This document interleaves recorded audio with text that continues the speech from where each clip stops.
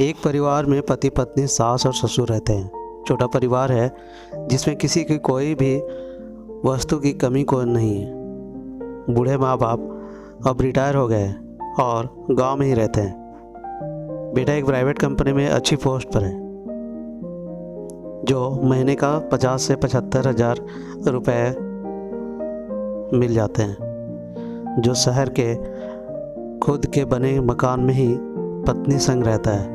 उस मकान में एक दो किराएदार भी रहते हैं। जो लड़का है दिन भर कंपनी के काम से थका रहता है तो ज़्यादा अपने बूढ़े माँ बाप के साथ भी नहीं रह सकता, इसलिए वो छुट्टी के दिन अपने गांव में माँ बाप के पास मिलने चला जाता है और एक दो घंटे बाद मिलकर वापस आ जाता है।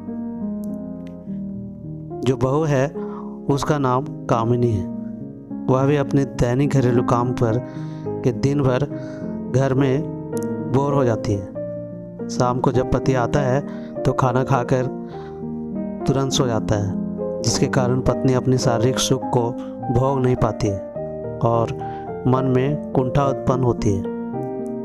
यह सिलसिला लगातार कई महीने से चल रहा है, लेकिन कामिनी इस बारे में अपने पति से कभी बात नहीं करती।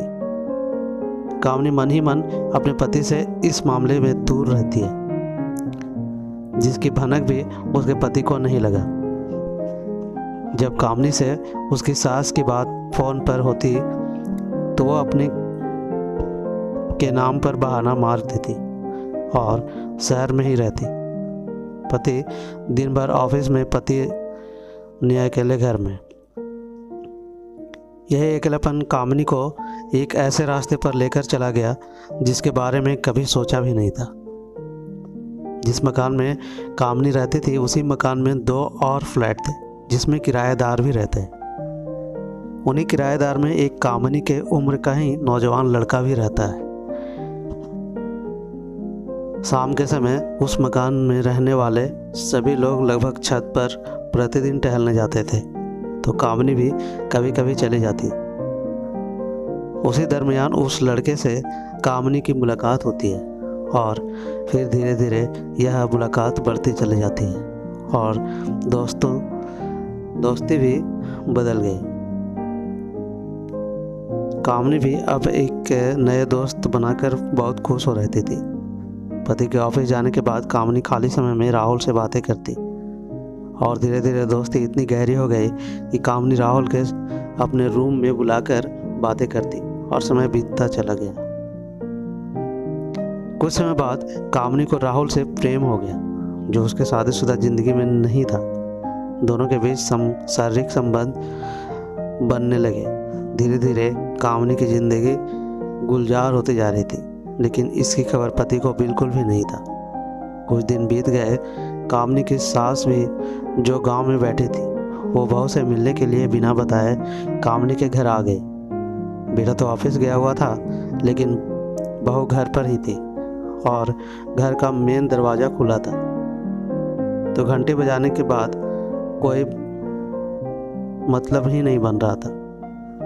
कामिनी की सास बिना कुछ बोले सीधा कामिनी को बेडरूम में जा पहुंची। वहाँ के नज़ारा देख बूढ़ी सास स्तब्ध रह गई।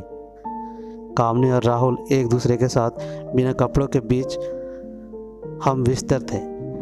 बूढ़ी सास बिना कुछ बोले वापस अपने घर आ गई और किसी से कुछ नहीं कहा। कामिनी का पति आज भी इस बात से अनजान है कि मेरी पत्नी मेरे पीछे क्या करती है। कामिनी भी नहीं चाहती कि उसका घर टूटे, बस वो किसी भी तरह से अपने सास को इस बारे में समझाना चाहती है और यह बताना चाहती है कि उसके बेटे ने आज तक शारीरिक सुख नहीं बनाए। और फिर यह सिलसिला आज भी जारी है। तो ये थी आज की कहानी। कैसी लगी अपने दोस्तों के साथ शेयर कीजिए और साथ ही साथ चैनल पर नए तो सब्सक्राइब भी कीजिए। मिलते हैं एक ऐसे ही नई कहानी में, तब तक के लिए धन्यवाद।